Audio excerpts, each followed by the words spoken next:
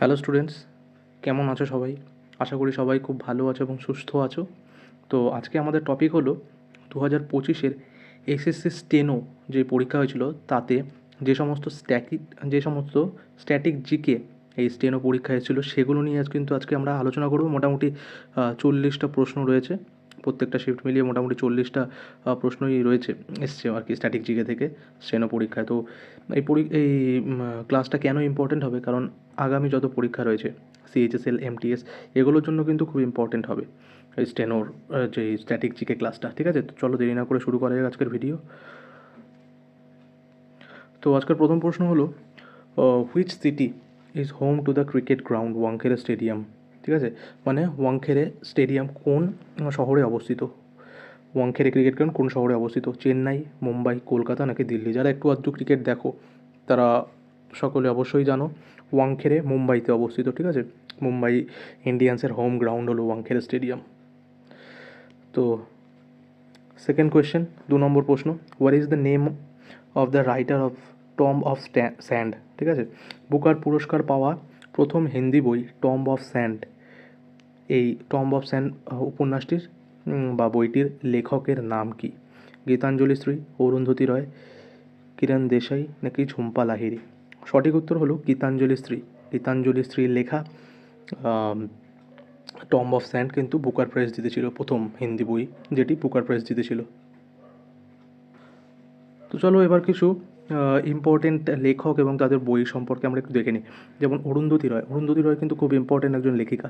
ঠিক আছে, ইনি বুকার প্রাইজ পেয়েছিল, সবার প্রথম ইনি বুকার প্রাইজ পেয়েছিলেন ইন্ডিয়া থেকে 1997 সালে। ঠিক আছে, আর 1997 সালে তার novel the god of small things, এই বইটির জন্য কিন্তু তিনি নোবেল প্রাইজ পান। এটা খুব important, the god of small thing কিন্তু অরুন্ধতী রয়ের লেখা, এবং এর জন্য তিনি 1997 সালে কিন্তু বুকার প্রাইজ পেয়েছিলেন।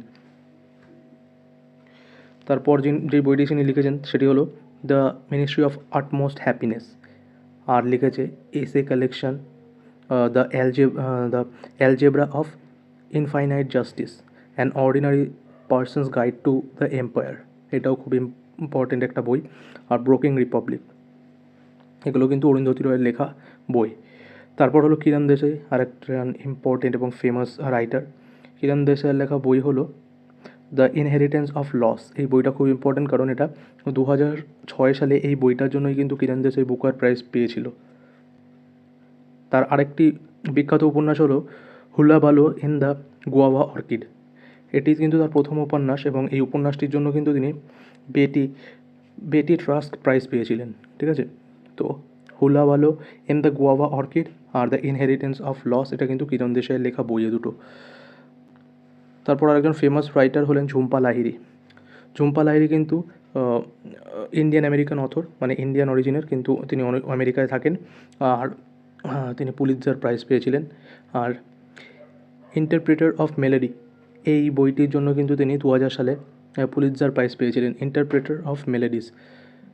আর এছাড়া তার অন্যান্য উপন্যাস এবং বই হলো the namesake, unaccustomed earth, the lowland আর ওয়্যারঅ্যাবাউটস। ওয়্যারঅ্যাবাউটসকে আর কি তিনি ইটালি থেকে ইংলিশে ট্রান্সলেট করেছিলেন 2021 সালে। তো এইগুলো ইম্পর্টেন্ট বুকস এবং তার অথর। তো পরের প্রশ্ন আমরা দেখে নিই।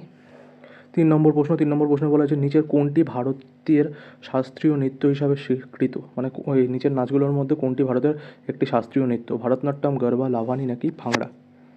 আমরা সবাই জানি ভারতনাট্যম কিন্তু আমাদের একটি ক্লাসিক্যাল ডান্স, আর এই গরবা পাঞ্জাবে পারফর্ম করা হয়, পাঞ্জাবের একটা লোকনৃত্য। লাভানি, তামসা এগুলো মহারাষ্ট্রের লোকনৃত্য। আর ভাংড়া এটাও কিন্তু পাঞ্জাবে দেখা যায়।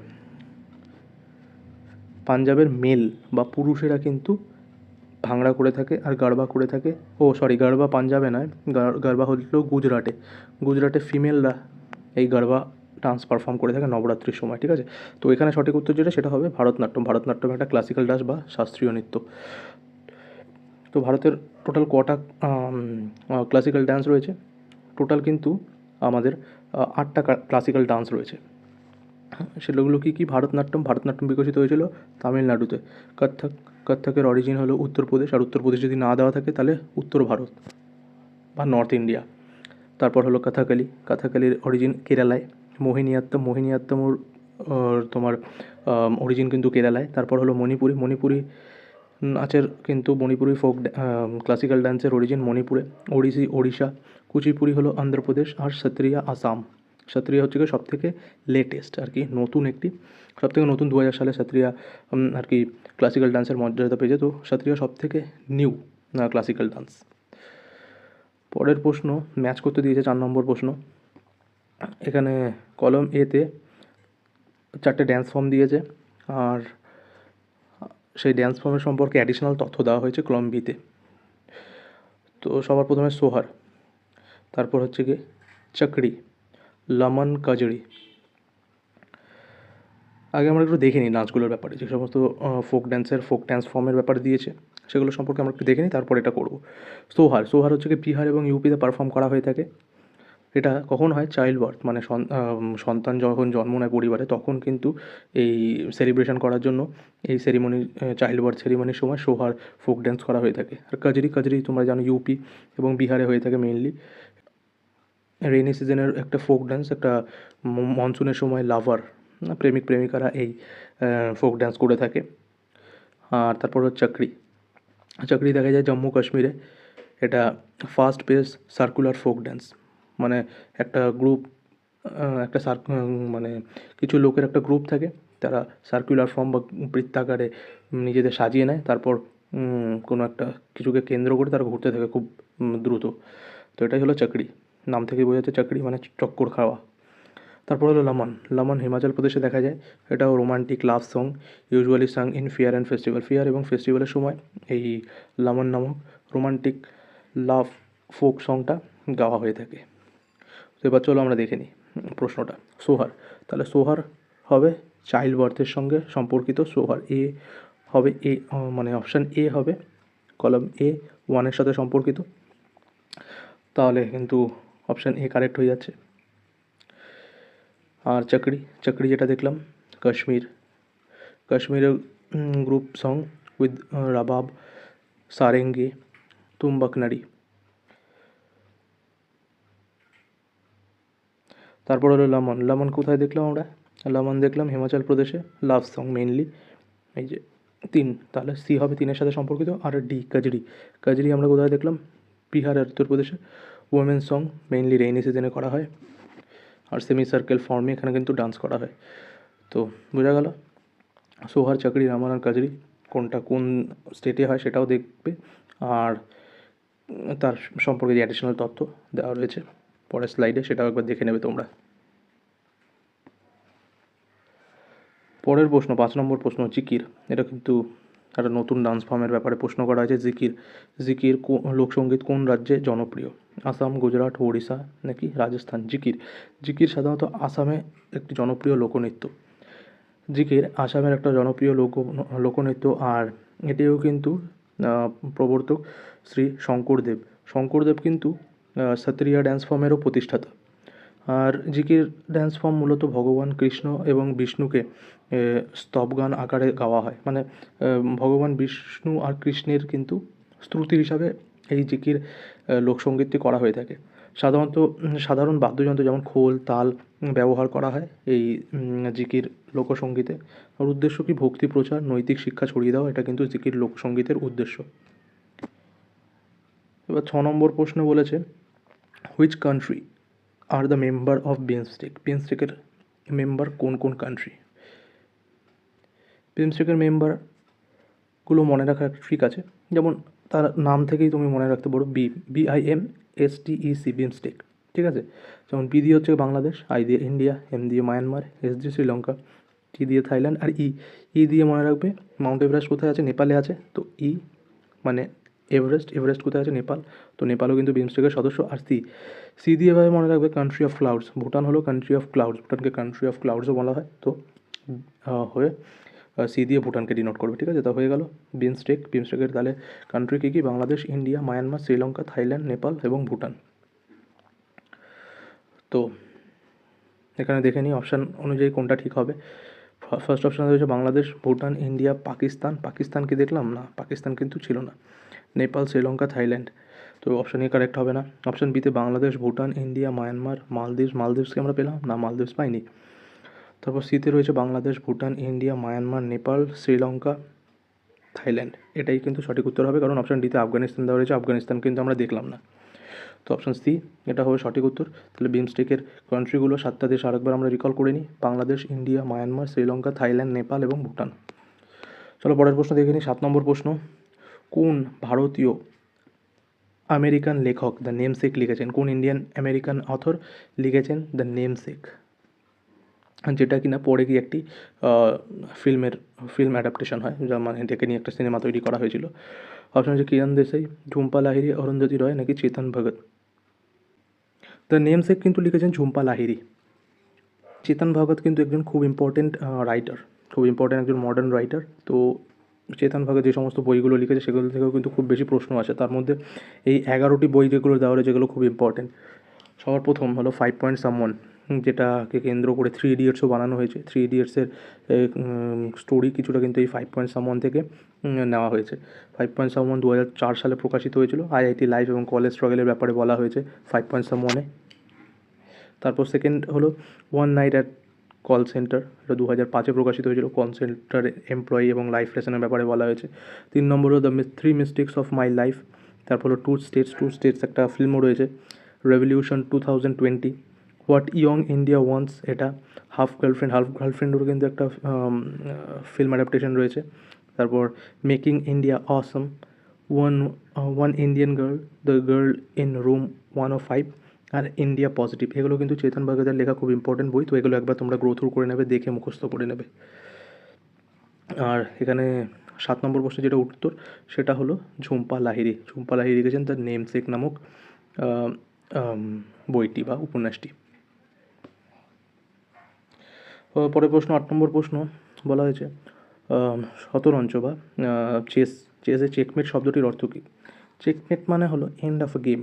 কেউ যদি কাউকে চেকমেট করে দেয়, একজন অপোনেন্ট অন্যজনকে, তাহলে খেলাটি শেষ হয়ে যায় এবং যে চেকমেট করেছে সে কিন্তু জিতে যায়। তো এখানে উইন হবে না, উত্তর হবে এন্ড অফ এ গেম, খেলাটা সমাপ্ত হয়ে গেল।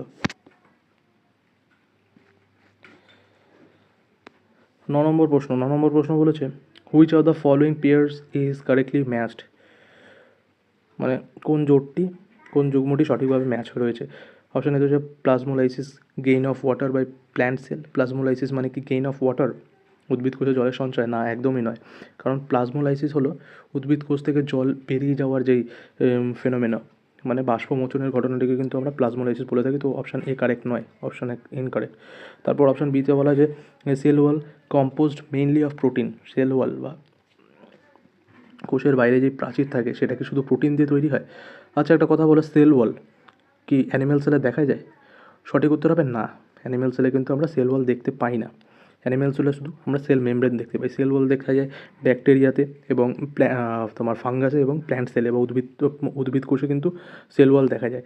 আর এই সেল ওয়াল কিন্তু সেলুলোজ দিয়ে তৈরি হয়, তারপর চিটিন দিয়ে তৈরি হয়। প্ল্যান্টের ক্ষেত্রে কিন্তু সেলুলোজ দিয়ে তৈরি হয় সেল ওয়াল, আর চিটিন দিয়ে তৈরি হয় ব্যাকটেরিয়ার ক্ষেত্রে। আর চিটিন দিয়ে তোমার ফাঙ্গাসের ক্ষেত্রে চিটিন দিয়ে তৈরি হয় সেল ওয়াল।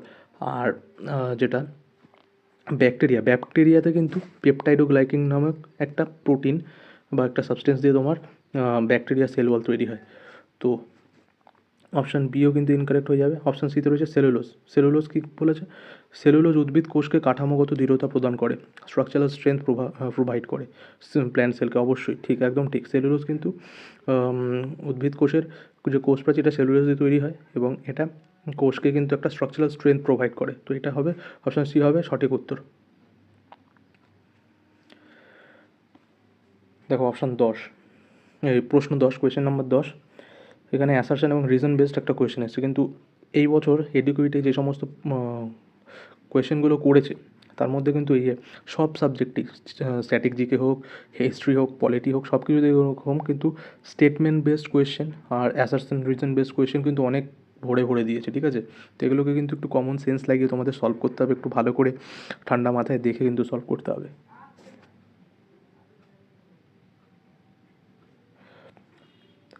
অ্যাসারশনে কী দিয়েছে? Seasonal agriculture practices such as stubble burning have no significant impact on AQI level in India. AQI মানে কি?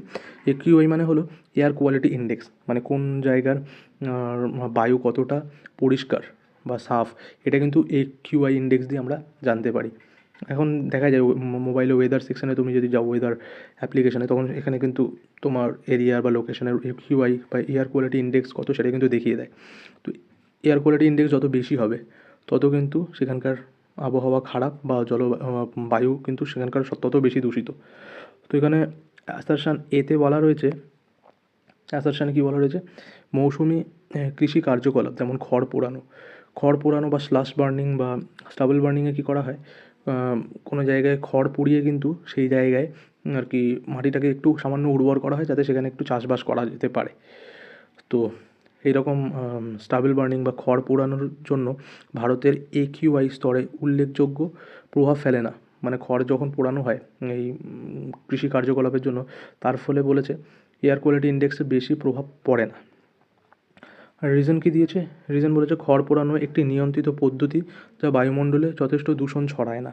খড় পোড়ানোর ফলে বায়ুমণ্ডলে খুব একটা দূষক পদার্থ ছড়ায় না, যার ফলে AQI ইন্ডেক্স রেইজ হয় না বা খারাপ হয় না। তো আমাদের বুঝতে হবে এটা কি ঠিক অ্যাসারশন আর রিজন। তো অ্যাসারশন যেটা বলেছে সিজনাল এগ্রিকালচার, যেটা স্টেবল বার্নিংয়ের ফলে AQI ইন্ডেক্সে কোনো তোমার সিগনিফিকেন্ট এফেক্ট পড়ে না, এটা কিন্তু একদম ভুল অ্যাসারশন। কারণ এই স্টেবল বার্নিংয়ের ফলে কিন্তু পাঞ্জাব, হরিয়ানা এবং উত্তরপ্রদেশের কিছু কিছু অঞ্চলে কিন্তু এয়ার কোয়ালিটি ইন্ডেক্স খুব খারাপ হয়। সবথেকে বেস্ট এক্সাম্পল কিন্তু দিল্লির এয়ার কোয়ালিটি ইন্ডেক্স কীরকম কী বা দিল্লির পলিউশন লেভেল কতটা সেটা কিন্তু তোমরা সকলেই জানো। তো এর কিন্তু একটা কারণ এটাও যে যে সমস্ত দিল্লির আশেপাশে যেই সমস্ত কৃষিপ্রবণ এরিয়া রয়েছে সেখানে কিন্তু এরকম স্টাবল বার্নিং খুব প্রচলিত। এটা কিন্তু দিল্লির এয়ার কোয়ালিটি ইন্ডেক্স হাই হওয়ার একটা খুব গুরুত্বপূর্ণ কারণ। আর রিজন যেটা বলেছে, রিজনটাও কিন্তু ঠিক লাগছে না। কারণ খড় পোড়ানো একটি নিয়ন্ত্রিত পদ্ধতি, এতে যদি বায়ুমণ্ডলে দূষক পদার্থ না ছড়ায় তাহলে AQI মানে এয়ার কোয়ালিটি ইন্ডেক্স হাই হবে কী করে? তো রিজন ওটাও কিন্তু ভুল। আর এটা কিন্তু পুরো তোমার SSCর যেই অফিসিয়াল অ্যান্সার কি সেখান থেকেই তোলা। আর SSC কিন্তু এই অ্যান্সার কিতে অপশান C-কে তোমার রাইট অ্যান্সার হিসাবে ধরেছে। A-কে ফলস বলেছে কিন্তু R-কে ট্রু বলেছে। কীভাবে বলেছে সেটা আমি জানি না, কিন্তু এখানে যদি তুমি দেখতে চাও তাহলে কিন্তু সঠিকভাবে বিশ্লেষণ করো তাহলে অপশান A-ও ভুল হচ্ছে আর রিজন R-ও কিন্তু ভুল হচ্ছে, কারণ দুটো কোনোটাই ট্রু নয়। পরের প্রশ্ন 11 নম্বর প্রশ্নে বলেছে কত্থক একটি শাস্ত্রীয় নৃত্যশৈলী ভারতের কোন অঞ্চলে এটি বিকশিত হয়েছিল? Southern India, Northern India, eastern India নাকি ওয়েস্টার্ন ইন্ডিয়া? সঠিক উত্তর নর্দার্ন ইন্ডিয়ার UP-তে কিন্তু বিকশিত হয়েছিল কত্থক ড্যান্স ফর্ম। আবার এখানে 12 নম্বর প্রশ্ন আবার একটা ম্যাচ দ্য কলম দিয়েছে। এখানে কতগুলো সাহিত্যকর্ম দিয়েছে, আর এগুলো কী ধরনের সাহিত্যকর্ম, পোয়েম নাকি নোভেল নাকি শর্ট স্টোরি, সেগুলো সম্পর্কে দেওয়া হয়েছে। তো এখানে সবার প্রথম যেই অপশানটি রয়েছে অপশান A, নকর কি কামিজ, এটা কিন্তু একটি পোয়েট্রি কালেকশন, ঠিক আছে, কবিতা সংগ্রহ। আর তাহলে অপশান A-তেই দেওয়া রয়েছে, A3 এর সাথে ম্যাচ করেছে, এটা কিন্তু অপশান A-তেই দেওয়া রয়েছে, তো অপশান A হবে সঠিক উত্তর। তো নকর কি কামিজ কিন্তু একটি পোয়েট্রি কালেকশন। তারপর তোমার B মানে লগভগ জয় হিন্দ, এটা কিন্তু একটি শর্ট স্টোরি কালেকশন, ছোট গল্প। তারপর পীর পর কর্মা তারপর কিন্তু C-তে বলা রয়েছে পেড় পর কামড়া, মানে গাছের ওপর একটি ঘর। পেড় পর কামড়া কিন্তু এটা একটি নভেল বা উপন্যাস। আর ও আদমি চলা গয়া এটা একটা পোয়েম। তাহলে অপশান A হবে সঠিক উত্তর। এবার এগুলো সম্পর্কে একটু দেখে নিই আমরা। নকর কি কামিজ, এটা কিন্তু বিনোদ কুমার শুক্লার দ্বারা লেখা, এটা একটি নোভেল। তারপর লগভগ জয় হিন্দ, এটা হরিশঙ্কর পার্সির লেখা একটি শর্ট স্টোরি কালেকশন। তারপর পেড় পর কামড়া, এটি বিষ্ণু খাড়ের লেখা একটি পোয়েট্রি কালেকশন পেড় পর কামড়া। আর ও আদমি চলা গয়া, এটা কিন্তু কুনওয়ার নারায়ণের লেখা একটি পোয়েম। মনে থাকবে, এটা একটু দেখে নিও, কারণ হতেই পারে পরের পরীক্ষায় এখান থেকে একটা প্রশ্ন দিয়ে দিল, তো এটা একটু দেখে নিও। পরের প্রশ্ন 13 নম্বর প্রশ্ন এখানে বলা আছে, what is the radius of the centre circle in a football field? Football field তোমরা দেখেছো তো, স্কোয়ার টাইপের হয়, আর এখানে মাঝখানে একটা সেন্টার সার্কেল থাকে। যখন খেলা শুরু হয় তখন কিন্তু এখান থেকে, এই সেন্টার থেকে কিক অফ করে খেলা শুরু হয়। তো বলেছি এই সার্কেলের যে রেডিয়াস, এই রেডিয়াসটা কত? এই সার্কেলের রেডিয়াস বা ব্যাসার্ধ কত? সঠিক উত্তর হলো 9.15 মিটার। এটা মনে রাখতে হবে, 9.15 মিটার হলো ফুটবলের সেন্টার সার্কেলের যেটা রয়েছে তার রেডিয়াস। পরের প্রশ্ন 14 নম্বর প্রশ্নতে বলা হয়েছে, কোন শাস্ত্রীয় নৃত্যশৈলী অন্ধ্রপ্রদেশ থেকে উৎপত্তি হয়েছে, যেখানে নাচ এবং গান দুই রয়েছে? নৃত্যশৈলীও রয়েছে এবং গানও রয়েছে। সঠিক উত্তর কোন কোন নাচ অন্ধ্রপ্রদেশের কোন শাস্ত্রীয় সঙ্গীত ডেভেলপ হয়েছে? আমরা বললাম কিছুক্ষণ আগে কুচিপুড়ি অন্ধ্রপ্রদেশের সাথে রিলেটেড, ঠিক আছে? তো এখানে সঠিক উত্তর কুচিপুড়ি হবে। পরের প্রশ্ন দেখে নিই, 15 নম্বর প্রশ্ন বলা আছে, Ganesh Chaturthi celebrated widely in Maharashtra. আমরা সকলেই জানি মহারাষ্ট্র, মুম্বাই কিন্তু গণেশ চতুর্থী খুব ফেমাস এবং খুব বড় একটি উৎসব। এবং কোন ঘটনার সাথে সম্পর্কিত এটি? দ্য ডিসেন্ট অফ গঙ্গা, মানে গঙ্গা যে পৃথিবীতে এসেছিল সেই ঘটনাটির সাথে। দ্য ম্যারেজ অফ শিব পার্বতীর বিবাহ উপলক্ষে। বার্থ অফ লর্ড গণেশ, মানে প্রভু গণেশের জন্ম উপলক্ষে এটাকে পালন করা হয়, নাকি return of Krishna in Mathura, শ্রীকৃষ্ণের মথুরাতে রিটার্ন উপলক্ষে পালন করা হয়? সঠিক উত্তর অপশান সি। অপশান দেখেই বুঝতে পারছো, গণেশ চতুর্থী। তো লর্ড গণেশ বা ভগবান গণেশের বার্থ বা জন্ম উপলক্ষে কিন্তু এই গণেশ চতুর্থীটি পালন করা হয়। তো গণেশ চতুর্থী কিন্তু এখন যে বড় সার্বজনীন গণেশ পুজো দেখো মুম্বাই মহারাষ্ট্রতে, তো এটা কিন্তু বাল গঙ্গাধর তিলক কিন্তু এটি প্রতিষ্ঠা করেছিলেন, পিজি তিলক। আগেও গণেশ পুজো হতো, এমন না যে হতো না, সেটা সবাই নিজের বাড়িতে করতো। যেমন তোমরা দেখো নবরাত্রিতে যারা নন বেঙ্গলিরা রয়েছে তারা কিন্তু নিজের বাড়িতে কিন্তু তারা ঘট স্থাপনা করে এবং পুজো করে। সেরকমই গণেশ পুজো কিন্তু আগে মেইনলি সবাই হাউস হোল্ড একটা ফেস্টিভ্যাল ছিল, মানে বাড়িতে সবাই নিজের পুজো করতো।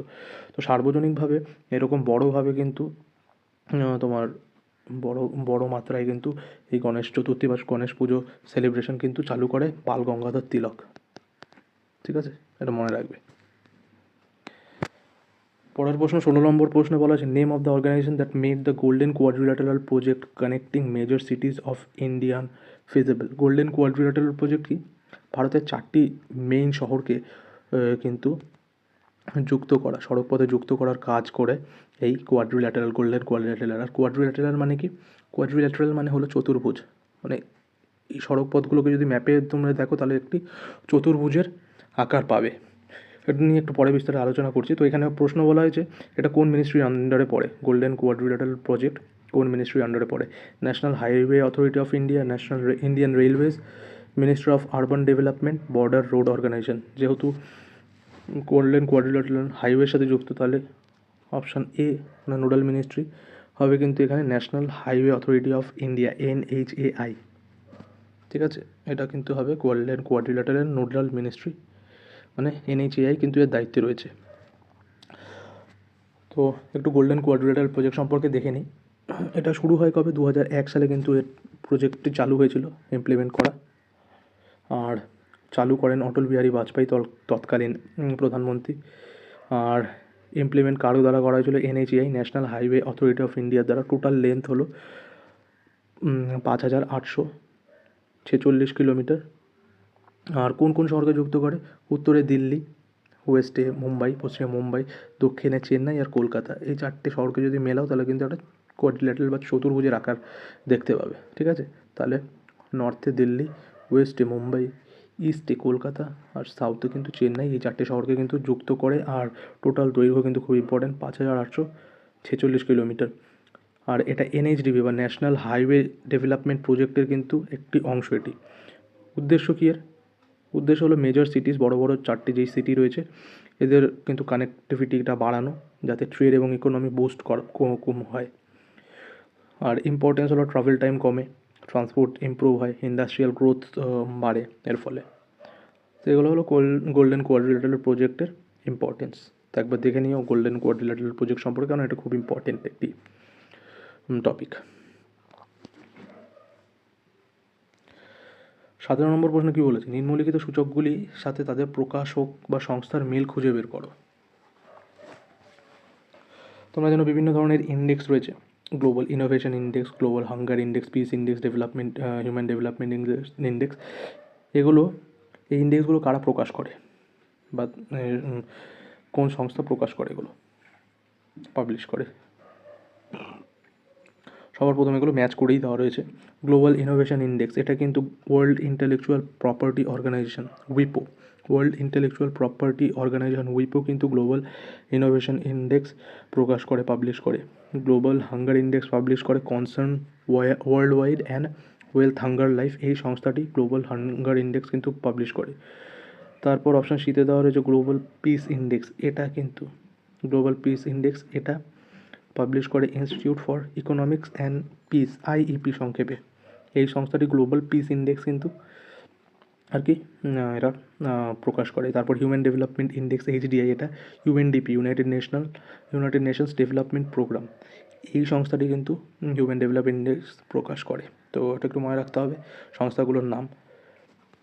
Global innovation index, world intellectual property উইপো, global hunger index Concern Worldwide and Welthungerhilfe, global piece index institute for economy and piece, IEP, আর হিউম্যান ডেভেলপমেন্ট ইন্ডেক্স ইউএনডিপি।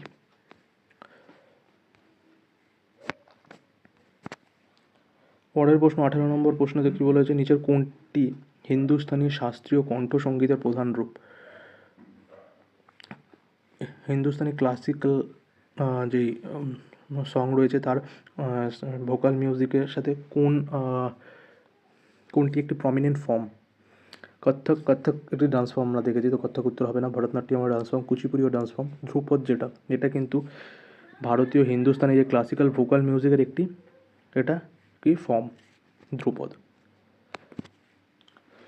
19 নম্বর প্রশ্ন কী বলেছে? বিনোদ কুমার শুক্লার প্রথম প্রকাশিত কবিতা সংকলনের নাম কি?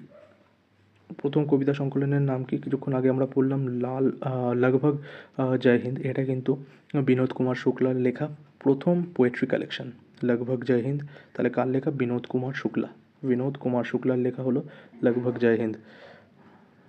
এই পোয়েট্রি কালেকশনের নামটা কিন্তু মনে রেখো, আমায় প্রেডিক্ট করছি যেটা পরবর্তী পরীক্ষাতেও আসতে পারে। লগভগ জয় হিন্দ, এটা কার লেখা? বিনোদ কুমার শুক্লার লেখা একটি পোয়েট্রি কালেকশন। 20 নম্বর প্রশ্ন কী বলেছে? প্রাইম মিনিস্টার নরেন্দ্র মোদী থিরু কে কামরাজকে তার জন্ম জয়ন্তীতে শ্রদ্ধা নিবেদন করেছিলেন। ঠিক আছে, প্রাইম মিনিস্টার পিএম মোদী তাহলে থিরু কে কামরাজ নামক একজনের জন্ম জয়ন্তীতে তাকে শ্রদ্ধা নিবেদন করেছিলেন। তিনি নিজের কোন সেক্টরের সঙ্গে বা কোন ক্ষেত্রে অবদানের জন্য তাকে আমরা স্মরণ করি? Trade and liberalisation and digital governance, freedom struggle and social welfare, মানে স্বাধীনতা সংগ্রাম এবং সোশ্যাল ওয়েলফেয়ার বা সামাজিক কাজকর্মের জন্য। অপশান এতে রয়েছে ট্রেড লিবারাইজেশন, মানে আমাদের যেই বাণিজ্য ব্যবস্থা সেটাকে উন্মুক্ত করে দেওয়ার জন্য, ডিজিটাল গভর্নেন্সের জন্য, নাকি অপশান সিতে রয়েছে industrialisation and foreign policy, industry বা কলকারখানা স্থাপন করা, ফরেন পলিসি, বৈদেশিক যেই পলিসিগুলো রয়েছে নীতি সেগুলোর জন্য, নাকি লিটারেচার মানে তার সাহিত্যকর্ম এবং এনভায়রনমেন্ট রিফর্মস, সাহিত্যকর্ম এবং কী বলেছে পরিবেশের কাজকর্মের জন্য। সঠিক উত্তর যেটা এটা কিন্তু অপশান বি, তাকে মনে রাখি আমরা তার ফ্রিডম স্ট্রাগল এবং সোশ্যাল ওয়েলফেয়ার গভর্নেন্সের জন্য। একটু থিরু কে কামরাজ সম্পর্কে আমরা সংক্ষেপে দেখে নিই। থিরু কে কামরাজ কিন্তু দক্ষিণ ভারতের তামিলনাড়ুর একজন রাজনীতিবিদ ছিলেন, খুব ফেমাস রাজনীতিবিদ ছিলেন। তিনি কিং মেকার নামে পরিচিত, কারণ অনেক নেতাকে তিনি প্রমোট করেছেন, যেমন ইন্দিরা গান্ধীকে কিন্তু তিনি প্রমোট করেছিলেন। তারপর 1954 থেকে 1963 সাল অবধি তিনি তামিলনাড়ুর মুখ্যমন্ত্রী, তামিলনাড়ুর সিএম হিসাবেও কিন্তু তিনি কাজ করেছেন। তারপর তিনি শিক্ষা এবং গ্রামীণ উন্নয়নেতে কিন্তু বিশেষ অবদান ছিল তার। এই জিনিসটা খুব important, mid day meal scheme কিন্তু তিনি সবার প্রথম চালু করেন থিরু কে কামরাজ। ইনি কিন্তু মিড ডে মিল প্রকল্পটি শুরু করেন যাতে ছাত্ররা আর কি স্কুলে বেশি আসতে শুরু করে। এটার জন্য কিন্তু তিনি মিড ডে মিল স্কিম চালু করেছিলেন এবং তিনি সততা এবং সাধারণ মানুষের কল্যাণের জন্য জনপ্রিয়। তো থিরু কে কামরাজকে তাহলে তিনি একজন রাজনীতিবিদ, দক্ষিণ ভারতের একজন রাজনীতিবিদ। তিনি রাজনীতি এবং সোশ্যাল ওয়ার্কের সাথে যুক্ত।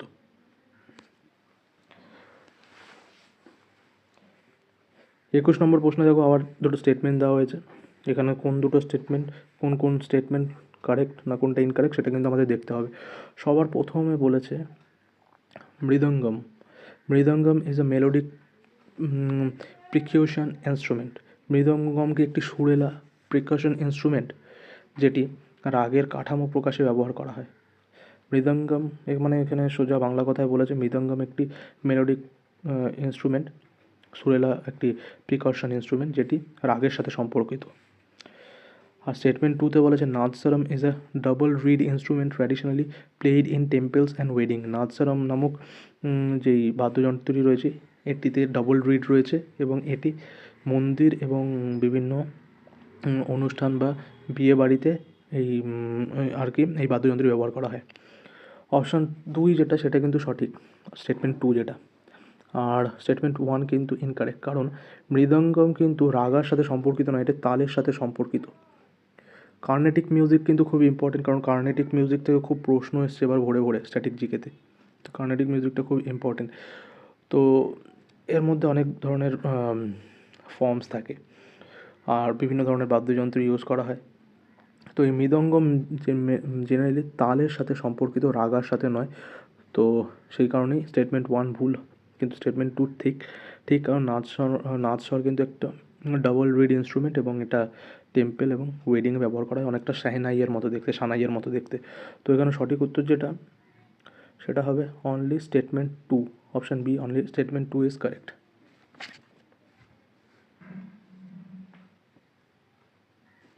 এবার দেখে নিই আমরা, এই যে ডাবল রিড বলেছে নাদস্বরমে, তো এইটা কিন্তু সেই রিড, ডাবল রিড বা পাতার মতো একটা অংশ, পাতার গুচ্ছের মতো একটা অংশ। এবার কী করা হয়, যখন সেখানেই এই নাদস্বরমটা বাজানো হয় তখন এটা হালকা ভাইব্রেট করে। এই ভাইব্রেশনের জন্য কিন্তু একটা আলাদা ধরনের সাউন্ড তৈরি হয়।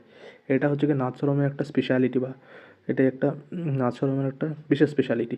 আর মৃদঙ্গম এই আমরা সাধারণত ঢোল যেগুলো দেখে থাকি সেই ঢোলের মতোই জিনিস, এবং এখানে কিন্তু দু সাইডে দুটো চামড়া দিয়ে তৈরি একটা মেমব্রেন থাকে, এগুলো পিটিয়ে বাজিয়ে কিন্তু আওয়াজ বের করা হয়। এটা হলো মৃদঙ্গম। আর মৃদঙ্গম তালের সাথে সম্পর্কিত, রাগার সাথে নয়। পরের প্রশ্ন 22 নম্বর প্রশ্নে বলা হয়েছে কোন শাস্ত্রীয় নৃত্যশৈলী কেরালা রাজ্যের সাথে সম্পর্কিত? কত্থক, কুচিপুড়ি, কথাকলি নাকি সতরিয়া? কেরালার সাথে কোন ডান্স ফর্ম যুক্ত? কথাকলি কেরালার একটি ফোক ড্যান্স। কথাকলি ছাড়াও আর একটি ডান্স ফর্ম রয়েছে মোহিনীঅট্টমের আর একটা নাম কিন্তু দাসিয়াত্তম, এটাও কিন্তু কেরালার সাথে যুক্ত। 23 নম্বর প্রশ্ন কি বলেছে, গীতাঞ্জলি গ্রন্থের জন্য সাহিত্য নোবেল পুরস্কার পাওয়া প্রথম ভারতীয় কে ছিলেন? এটা আমি উত্তর দেবো না, তোমরা উত্তর দেবে কে ছিলেন গীতাঞ্জলির জন্য নোবেল পুরস্কার প্রাপক প্রথম ভারতীয়। 24 নম্বর প্রশ্ন, হকিতে শুটিং বা স্ট্রাইকিং সার্কেলের ব্যাসার্ধ কত থাকে? সঠিক উত্তর এখানে হবে 14.63 মিটার। এটা কিন্তু হকিকে শুটিং সার্কেলের এটা দৈর্ঘ্য বা রেডিয়াস থাকে। একটু দেখে নিই শুটিং সার্কেল বলতে কী বুঝিয়েছে। এটা মানে গোল আর কি হকিতে। আর এই যে সার্কেলটা দেখছো এটাকে বলা হয় shooting circle. Shooting circle AC দিয়ে নোট করলাম, তো দুদিকেই থাকে, দুটো গোলের সামনেই থাকে শুটিং সার্কেল।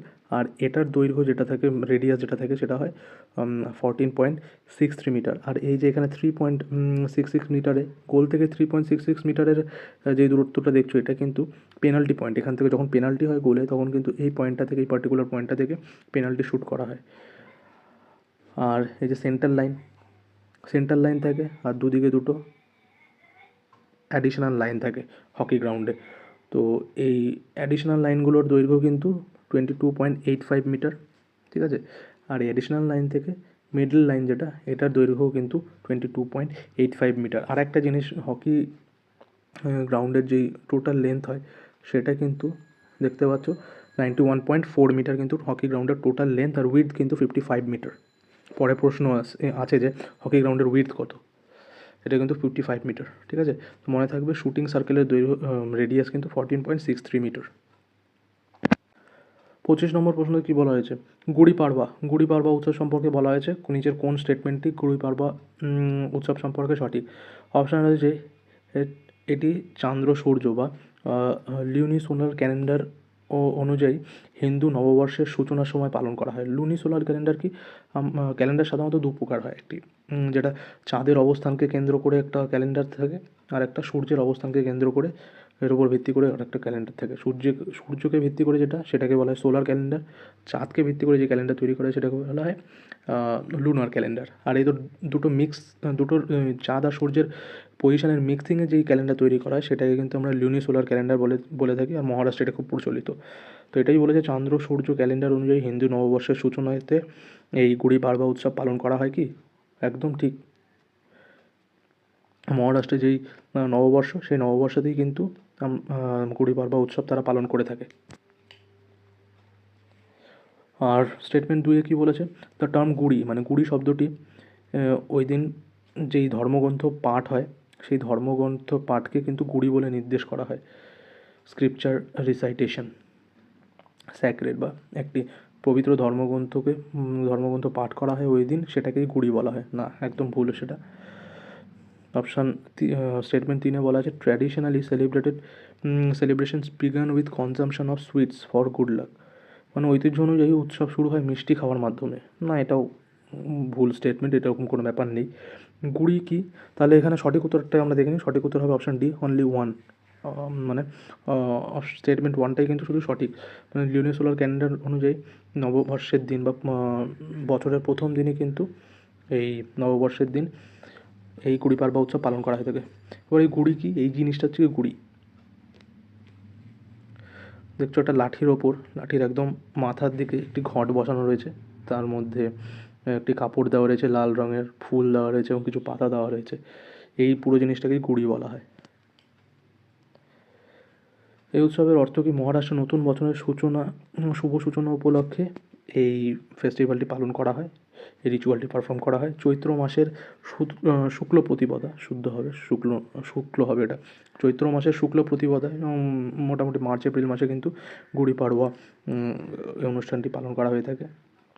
তারপর ঘরে বা জানলার কাছে এই গুড়ি রাখা হয়, আর এটা সৌভাগ্য এবং সাফল্য এবং বিজয়ের প্রতীক। আর কী কী জিনিস খাওয়া হয় এখানে? পুরি, শাকের তরকারি, রিসা, এই সমস্ত জিনিস কিন্তু খাওয়া হয়। আর কর্ণাটকে কিন্তু আমরা নববর্ষকে বা নিউ ইয়ারকে উগাদি নামে জানি। কেরালাতে একইভাবে নববর্ষকে আমরা বিশু নামে জানি। 26 নম্বর প্রশ্নে কী বলেছে? পাঞ্জাবের সংস্কৃতির সাথে ঐতিহ্যগতভাবে কোন নৃত্য যুক্ত রয়েছে? কুচিপুড়ি? না, কুচিপুড়ি অন্ধ্রপ্রদেশের সাথে যুক্ত। ইয়ক্ষগান? না, ইয়ক্ষগান কর্ণাটকের সাথে যুক্ত। কর্ণাটক। ভাংড়া? অবশ্যই ভাংড়া। ভাংড়া পাঞ্জাবের মেল বা পুরুষেরা কিন্তু পারফর্ম করে থাকে। আর মোহিনী আট্টম এটা কিন্তু কেরালা।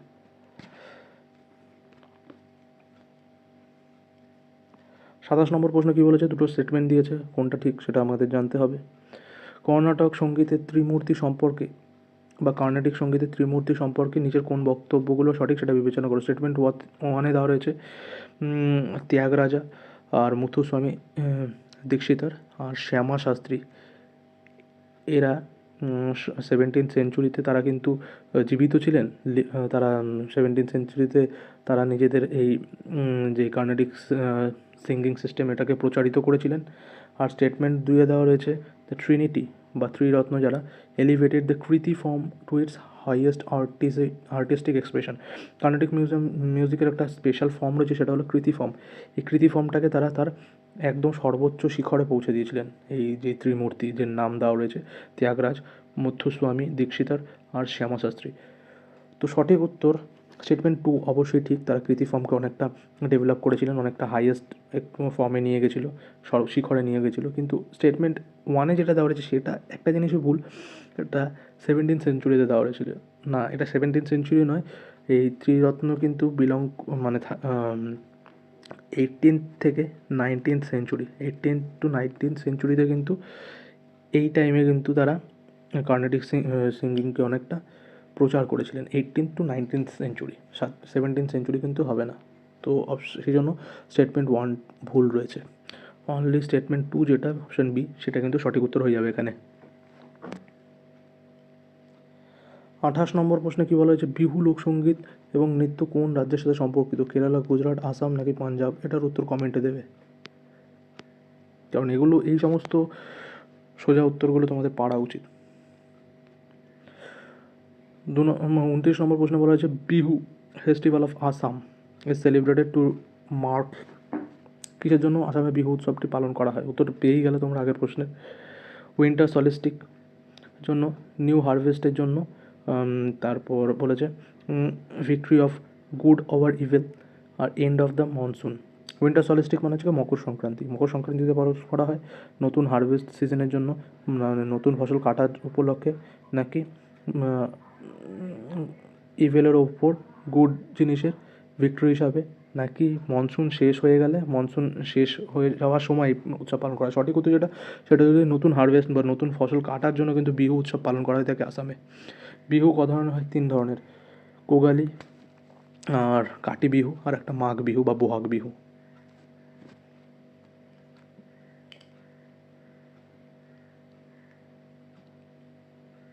তিরিশ নম্বর প্রশ্নে কী বলা আছে, the god of small things বইটির লেখককে? কিছুক্ষণ আগেই আমরা দেখলাম দ্য গড অফ স্মল থিংসের লেখক অরুন্ধতী রয়, যিনি 1997 সালে এই বইটির জন্য বুকার প্রাইজ পেয়েছিলেন।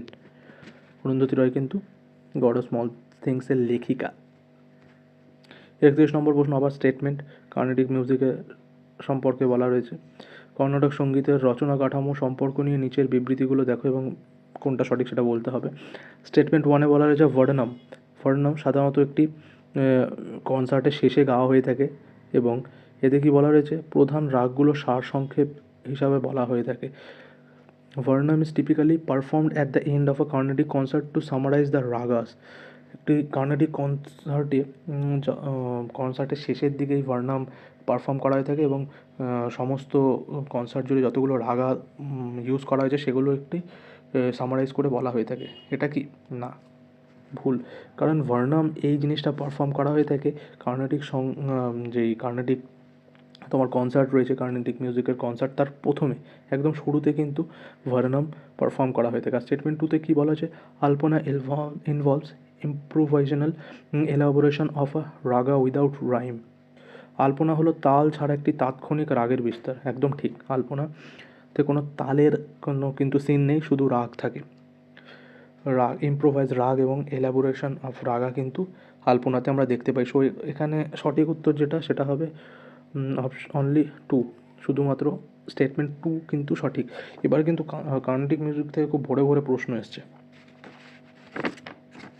তো কার্নেটিক মিউজিক কিন্তু পরবর্তী পরীক্ষার জন্য খুব ইম্পর্টেন্ট হবে। আর তোমরা চাইলে আমি কার্নেটিক মিউজিকের জন্য ডেডিকেটেড একটা ভিডিও আনবো, যদি তোমরা বলো তাহলেই। তো তোমরা কমেন্টে জানিও আনা দরকার কি নয়। এখানে একটু বিস্তারে বলা হয়েছে, ভার্নাম হলো মূলত শিক্ষার জন্য, যারা আর কি কার্নেটিক মিউজিক শিখছে তাদের শেখার জন্য কিন্তু এই ভার্নাম কনসার্টের শুরুতেই পরিবেশিত হয়। একটা ছোট্ট কিন্তু গুরুত্বপূর্ণ রাগের একটি সংক্ষিপ্ত রূপ। তা ভার্নাম রাগের সাথে সম্পর্কিত। আর আলপনা হলো এক ধরনের রাগের ওপর মৌলিক এবং স্বতন্ত্র ইম্প্রোভাইজেশন, আর এতে কোনো রাইম বা তাল থাকে না। 35 নম্বর প্রশ্ন কী বলেছে, কোন শাস্ত্রীয় নৃত্য মুদ্রা এবং অভিব্যক্তির মাধ্যমে গল্প প্রকাশ করে থাকে? জেস্চার। মুদ্রা মানে হাতের যে সমস্ত জেস্চার থাকে, জ্ঞান মুদ্রা, ধ্যান মুদ্রা, এই সমস্ত। আর ফেশিয়াল এক্সপ্রেশন, মুখের অভিব্যক্তির মাধ্যমে গল্প প্রকাশ করে থাকে। এটা কোন ক্লাসিক্যাল ড্যান্সের মাধ্যমে হয়? ক্লাসিক্যাল ডান্স যেহেতু বলে দিয়েছে, তাহলে অপশান দেখেই তোমরা বুঝে যাবে ভারতনাট্যম হবে সঠিক উত্তর। কারণ গরবা, কোলি আর বিহু এগুলো কিন্তু তোমার ক্লাসিক্যাল ড্যান্স নয়, এগুলো কিন্তু ফোক ড্যান্স। পরের প্রশ্ন দেখে নিই। 33 নম্বর প্রশ্ন কী বলেছে, নিচের কোন জোটটি সঠিকভাবে মিলেছে? ম্যাক্রো ইকোনমিক্স কি আর মাইক্রো ইকোনমিক্স কি? ম্যাক্রো মানে হচ্ছে কি লার্জার স্কেল, লার্জ। মাইক্রো মানে মনে রাখবে ছোট, স্মল। কোনো দেশের আমরা যদি অর্থনীতির ব্যাপারে জানতে চাই, তখন আমরা ম্যাক্রো ইকোনমিক্স নিয়ে পড়বো। আর ইন্ডিভিজুয়াল লেভেলে কোনো ফার্মের ব্যাপারে, কোনো কোম্পানির ব্যাপারে, বা ছোটো ছোটো বিজনেস কোম্পানির ব্যাপারে যদি আমরা জানতে চাই, সেক্ষেত্রে আমরা কিন্তু মাইক্রো ইকোনমিক্স নিয়ে আমরা আলোচনা করি। তো এখানে সেটাই বলেছে মাইক্রো ইকোনমিক্স, ইনফ্লেশন রেট বা মূল্যবৃদ্ধি, এটা কি মাইক্রো ইকোনমিক্সের সাথে যুক্ত? মূল্যবৃদ্ধি যদি হয় তাহলে কী হয়? পুরো একটা সমগ্র দেশের লোকই কিন্তু প্রভাবিত হয়। তো এটা কিন্তু মাইক্রো বা স্মল ইকোনমিক্স নয়, মাইক্রো ইকোনমিক্সে আমরা কিন্তু রাখতে পারি না ইনফ্লেশন রেটকে, তো এটা হবে না, অপশন ওই এ কিন্তু ইনকারেক্ট হবে। আমাদের জানতে চাই কোনটা কারেক্টলি ম্যাচ। তারপর বলেছে ম্যাক্রো ইকোনমিক্স, প্রাইস অফ টি, শুধু চায়ের দাম যদি বাড়ে বা চায়ের দামে কোনো ভ্যারিয়েশন হয়, সেটাকে আমরা মাইক্রো ইকোনমিক্স হিসাবে গণ্য করতে পারি?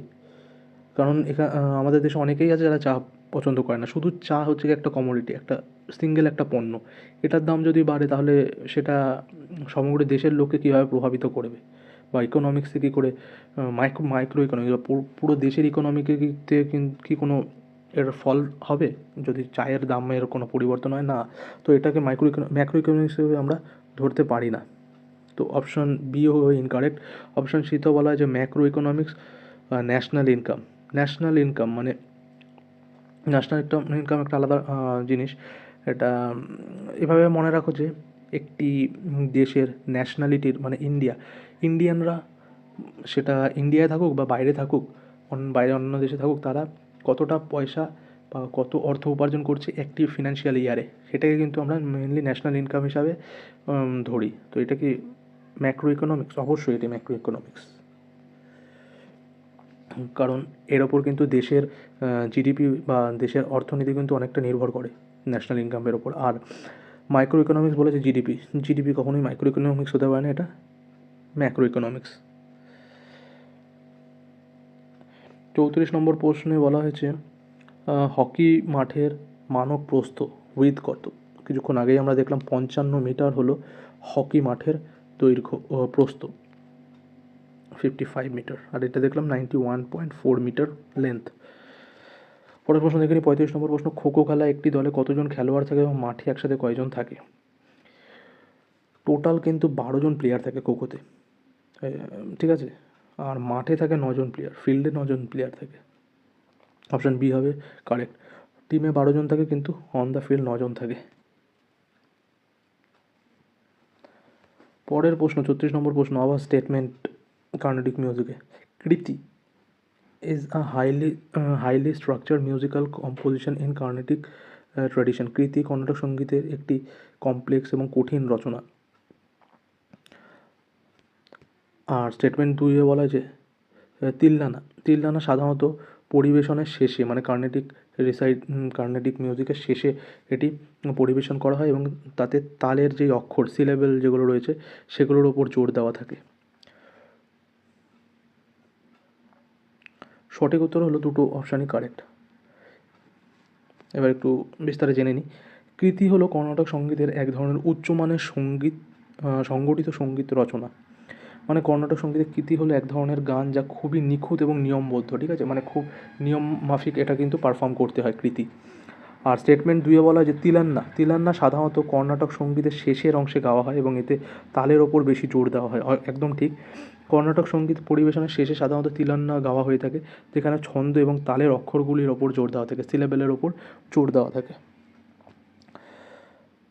তো পরের প্রশ্ন আমরা দেখি 37 নম্বর প্রশ্নে কী বলেছে, Odissi classical dance originated from which Indian state? কমেন্টে অ্যান্সার চাই। ওড়িশি নাচের ব্যাপারে একটু আমরা সংক্ষেপে কিছু ফ্যাক্টস দেখে নিই। ওড়িশি নামের প্রাচীন নাম ছিল অড্রমগধ নৃত্য, ঠিক আছে, কারণ এটি প্রাচীন ভারতের অড্রমগধ অঞ্চলে কিন্তু এটি বিকশিত হয়েছিল এই জন্য। আর ওড়িশি মূলত মন্দির নৃত্য বা টেম্পল ড্যান্স, মেনলি টেম্পেলে বা মন্দিরে কিন্তু এটা হতো। আর এটা পুরীতে জগন্নাথ মন্দির, সেখানে কিন্তু এই ওড়িশি নৃত্য প্রচলিত ছিল, এখনও আছে।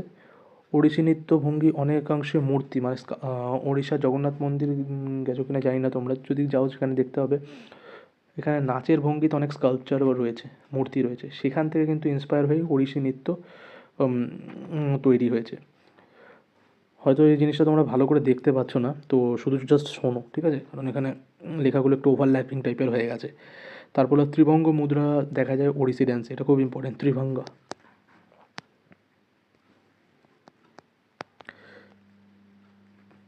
আমরা দেখে থাকি ওড়িশি ড্যান্সে। ত্রিভঙ্গতে কী করা হয়, মাথা বুক আর কোমরকে তিনটে জায়গা থেকে ভেঙে দেওয়া হয়, ভেঙে স্পেশালভাবে দাঁড়ানো হয়। তোমরা যদি ভগবান শ্রীকৃষ্ণের মূর্তি বা ছবি দেখো তখন দেখবে তিনি কিন্তু একটু বেঁকে দাঁড়ান, বেঁকে বাঁশি বাজান এরকমভাবে। তো এটাকেই ত্রিভঙ্গ মুদ্রা বলা হয়ে থাকে। আর যেটা সেটা হলো এখানে কিন্তু ওড়িশি নাচে কিন্তু ওড়িশি ড্যান্সে কার্নেটিক মিউজিক ইউজ করা হয়। আর কিছু বিশেষ ধরনের বাদ্যযন্ত্র ইউজ করা হয়, যেমন মৃদঙ্গম, যেটা দেখলে কার্নেটিক মিউজিকে এই মৃদঙ্গম বাদ্যযন্ত্র ইউজ করা হয়। আর 1950-এর দশকে কিন্তু ওড়িশি প্রায় বিলুপ্ত হয়ে গিয়েছিল, খুব একটা ওড়িশি নাচ দেখা যেত না, ওড়িশি ড্যান্স ফর্ম দেখা যেত না। কিন্তু কেলুচরণ মহাপাত্র, পঙ্কজচরণ দাস এবং দেবপ্রসাদ দাস এরা কিন্তু মিলিতভাবে এই ওড়িশি ড্যান্স ফর্মকে পুনরুজ্জীবিত করেন। আর ওড়িশিতে দেবদেবীর প্রতি প্রেম এবং ভক্তি দুই প্রকাশ পায়। আর ইউনেস্কো 2008 সালে কিন্তু ইউনেস্কো 2008 সালে ইনট্যাঞ্জিবল কালচারাল হেরিটেজে কিন্তু এই ওড়িশি ড্যান্সকে নিজেদের কালচারাল লিস্টে কিন্তু সামিল করে। তো ইউনেস্কো ট্যাঞ্জিবল হেরিটেজ যের মর্যাদা পায় ওড়িশি ড্যান্স কত সালে? 2008 সালে। তো চলো পরের প্রশ্ন দেখা যাক। 38 নম্বর প্রশ্ন বলা যাক, নিচের কোন লেখক সাহিত্যে নোবেল পাননি? ওরহ্যান পামুক, হারুকি মুরাকামি, অ্যালাইস মুনরো নাকি কাজুও ইশিগুরো? দেখো, ওরহ্যান পামুক তিনি কিন্তু 2006 সালে নোবেল পেয়েছেন। ইনি টার্কিশ একজন লেখক। তারপর হারুকি মুরাকামি, ইনি নোবেল পাননি, ইনি জাপানের একজন খুব ফেমাস রাইটার। তারপর অ্যালাইস মুনরো, ইনি কিন্তু নোবেল প্রাইজ পেয়েছেন 2003 সালে। ইনি কেনেডিয়ান বা কানাডা থেকে বিলং করেন, কানাডিয়ান লেখক। আর কাজুও ইশিগুরো ইনিও কিন্তু নোবেল প্রাইজ পেয়েছেন 2017। ইউকে জাপানিজ অরিজিনের, কিন্তু থাকে ইউকেতে। ইউকে জাপানিজ অরিজিনের, কিন্তু ইনি একজন লেখক, কাজুও ইশিগুরো। সঠিক উত্তর যেটা সেটা হবে হারুকি মুরাকামি। 39 নম্বর প্রশ্ন বলা আছে, নিচের কোন পেয়ারটি কোন জোটটি ভুল? স্বদেশ দর্শন মিনিস্ট্রি অফ কালচারের সাথে যুক্ত স্বদেশ দর্শন স্কিম। তারপর পিএম মিত্রা মিনিস্ট্রি অফ টেক্সটাইলের সাথে যুক্ত। Beti Bachao Beti Padhao ministry of women and child ডেভেলপমেন্টের সাথে যুক্ত, নাকি পিএম জনমন এটি মিনিস্ট্রি অফ ট্রাইবাল অ্যাফেয়ার্সের সাথে যুক্ত? সঠিক উত্তর যেটা সেটি হলো স্বদেশ দর্শন। এটা কিন্তু মিনিস্ট্রি অফ কালচারের সাথে যুক্ত নয়। তো এই পেয়ারটা ভুল, এটা মিনিস্ট্রি অফ ট্যুরিজমের সাথে যুক্ত। ঠিক আছে, মিনিস্ট্রি অফ ট্যুরিজমের সাথে যুক্ত কিন্তু স্বদেশ দর্শন। 40 নম্বর প্রশ্ন এবং আমাদের শেষ প্রশ্ন আজকের সেশনের, কর্ণাটক বা কার্নেটিক শাস্ত্রীয় সঙ্গীতে সাধারণত কোন যন্ত্র ব্যবহার করা হয়? ঢোল ইউজ করি আমরা, সান্তুর ইউজ করি, সায়না ইউজ করি, নাকি মৃদঙ্গম ইউজ করি? সঠিক উত্তর মৃদঙ্গম। দেখলাম মৃদঙ্গম একটা ঢোলের মতো বাদ্যযন্ত্র, যেটি রাগের সাথে সম্পর্কিত, তালের সাথে নয়। তো কর্ণাটক শাস্ত্রীয় সঙ্গীতের সঙ্গে কিন্তু মৃদঙ্গম যুক্ত। তো আজকের ভিডিও এই পর্যন্তই। যদি ভিডিও ভালো লেগে থাকে অবশ্যই তোমরা সাপোর্ট দেখিও, লাইক, শেয়ার, কমেন্ট করে। যেই প্রশ্নের উত্তরগুলো আমি কমেন্ট দিয়েছি সেগুলো প্লিজ কমেন্ট করে তোমরা জানিও। আর কার্নেটিক মিউজিকের উপর যদি ডিটেলস ভিডিও চাও তাহলে কমেন্টে জানিও। আর এটা নোটস যদি তোমাদের লাগে তাহলে টেলিগ্রাম চ্যানেলে আমি এর লিঙ্ক দিয়ে দেবো। আর কি পিডিএফটা আমি টেলিগ্রাম চ্যানেলে আপলোড করে নেবো। টেলিগ্রাম চ্যানেলে তোমরা জয়েন হয়ে যাও। ডিসক্রিপশন বক্সে লিঙ্ক আছে টেলিগ্রাম চ্যানেলে, সেখান থেকে তোমরা জয়েন হয়ে যাও।